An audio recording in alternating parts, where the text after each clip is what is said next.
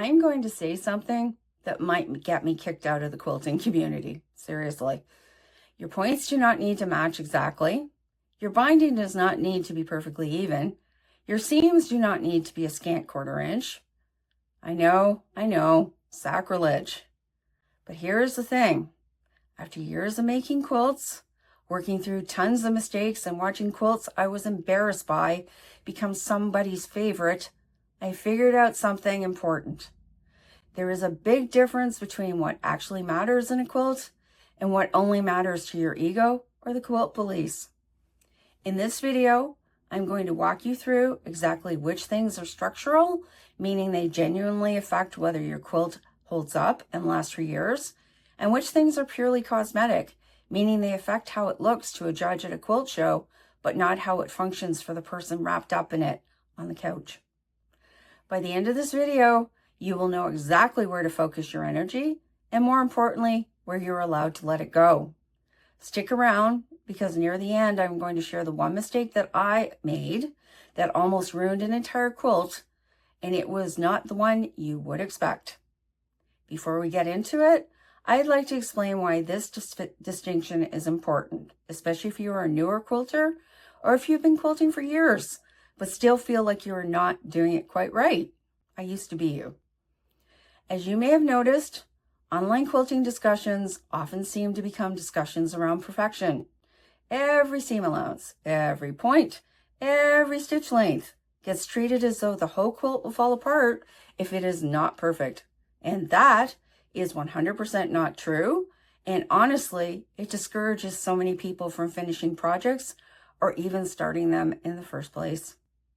So today we are sorting items into 2 buckets: structural, which does affect durability and function, and cosmetic, which affects appearance only.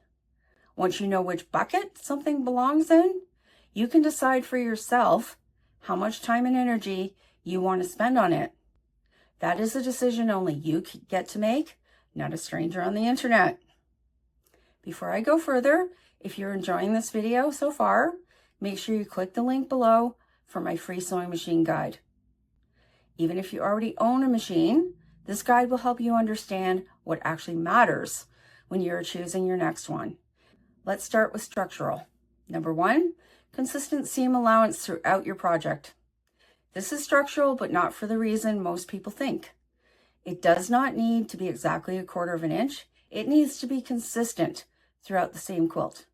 If your blocks are cut and sewn with the same seam allowance across the board, your quilt will finish at a predictable size and your blocks will fit together the way they're supposed to. The number itself matters less than the consistency.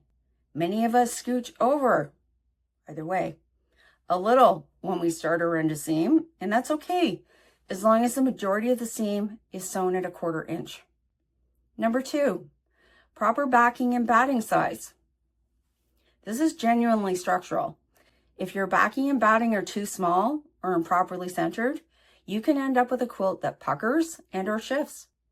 Always leave enough excess on all sides, at least 2 inches for domestic machine quilting and at least 4 inches for long arm quilting. This is one of those quiet details that nobody notices when it is done right, but everybody notices when it is done wrong. Number 3, adequate quilting density. How much quilting you put into a quilt is structural because it determines whether the batting will shift, bunch, or come apart in the wash over time. Every batting has a maximum distance recommendation between lines of stitching. As long as you're within that range, the pattern you choose to use is entirely up to you. Stitch in the ditch, free motion, or meandering, it does not matter which one you pick, as long as there is enough of it present to keep the 3 layers in their place. In addition, too much quilting can make a quilt colder because the warmth cannot flow inside the quilt. Secure binding attachment is number 4. The binding does need to be securely attached with no gaps in the stitching. This is the part of the quilt that takes the most handling and washing. So a securely sewn binding is the difference between a quilt that lasts 20 years and one that starts unraveling after a few washes. Number 5, thread quality and tension. Using a decent quality thread and having your tension properly balanced is structural. Poor tension can lead to seams that pull apart under stress, and low quality thread can shred or break over time, especially in a quilt that gets used and washed often. This is not about buying the most expensive thread on the shelf. It is about avoiding thread that is old, brittle, or simply not made for the job. Personally, I use Aurifil, which is an expensive thread, but I have honestly had no problems in the many quilts I have made with it. Gutermann or Mettler are less expensive threads and well. Number 6, squared up blocks before assembly. Squaring up your blocks before you sew them together is structural and not cosmetic because it affects whether your quilt lays flat once it is finished. A quilt top that is wavy or has excess fullness in certain areas will be much harder to quilt evenly and may never lay properly flat even after washing. Now for the fun part. These are the things that quilting culture has trained us to obsess over, but that genuinely do not affect how your quilt functions, holds up, or is loved. Number 1, matching points. I know this is the big one. Matching points at intersections is beautiful when it happens, and there is nothing wrong with striving for that. But a quilt with slightly mismatched points still keeps you warm, still looks wonderful from 3 feet away, which is exactly how 99% of the people will ever see it, and still deserves to be finished and used. Number 2, perfect binding with mitered corners. As I mentioned earlier, the binding needs to be securely attached. That part is structural. But whether it measures consistently all the way around versus varying slightly is entirely cosmetic. Nobody wrapped up on the couch with your quilt is measuring your binding width with a ruler. Number 3, identical block sizes down to the 16th of an inch. Close enough is good enough here. If your blocks are within a reasonable range of each other, small variations get absorbed once the quilt is assembled and quilted. This is one of those areas where perfectionism costs people hours of reverse sewing seams for such a small difference that will never be visible in the finished quilt. Number 4, color and pattern matching. Whether your fabrics coordinate in a way that would make a fabric designer happy is cosmetic and 100% subjective.